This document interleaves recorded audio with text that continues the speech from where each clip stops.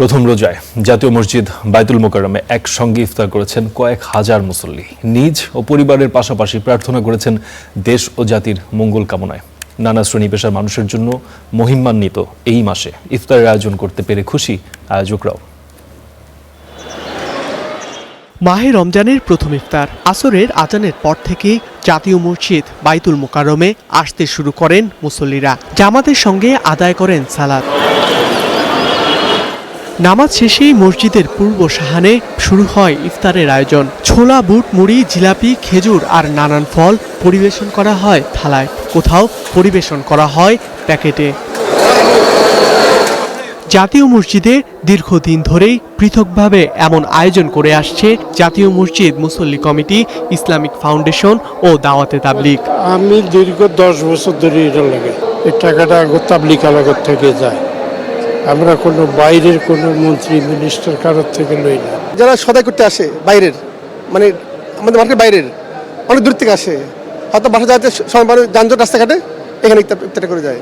আমরা আসলে এখানের দোকানদার, মার্কেটের মুসল্লি কমিটি, আমি সাংগঠনিক সম্পাদক। সবচেয়ে মজার ব্যাপার, আমরা যে সেবাটা করতে পারি, আয়োজনটা করতে পারি, 30 দিন এখানে নামাজ পড়ি এবং ইফতার করি, এটা আমাদের অনেক মহৎ বিষয়। বায়তুল মোকাররম মার্কেটের ব্যবসায়ী, কর্মী, ক্রেতা সহ আশপাশের নানা শ্রেণী পেশার মানুষ ইফতারে শরিক হন। সারাদিন রোজার পর ইফতার সামনে রেখে তাদের চাওয়া দেশ, জাতি ও পরিবারের কল্যাণ ও সমৃদ্ধি।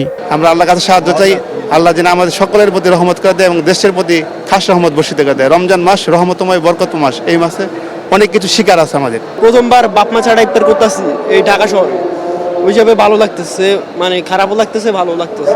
বাংলাদেশের মুসলমানদের মধ্যে সৌহার্দ্য, ভ্রাতৃত্ববোধ বজায় থাকুক। আল্লাহর কাছে মাগফিরাত কামনা করতেছে, আল্লাহ যাতে আমাদের সকলকে ভালো রাখে, সকলে যাতে এই 30টা রোজা সম্পূর্ণ করতে পারি, এই দোয়াটুকু করি। প্রথম রোজার দিনে প্রায় 7,000 মানুষ একসঙ্গে ইফতার করেন জাতীয় মসজিদে। রহমত, মাগফিরাত ও নাজাতের বার্তা নিয়ে এসেছে পবিত্র মাহে রমজান। প্রথম দিনের ইফতারের মধ্য দিয়ে আল্লাহর কাছে ক্ষমার প্রার্থনা করেছেন মুসল্লিরা। তৌফিক চেয়েছেন আগামী দিনগুলোতে আরো বেশি আমলের মধ্য দিয়ে যেন আল্লাহর নৈকট্য লাভ করতে পারেন। ধ্রুব ইকরামুল, স্টার নিউজ, বায়তুল মোকাররম।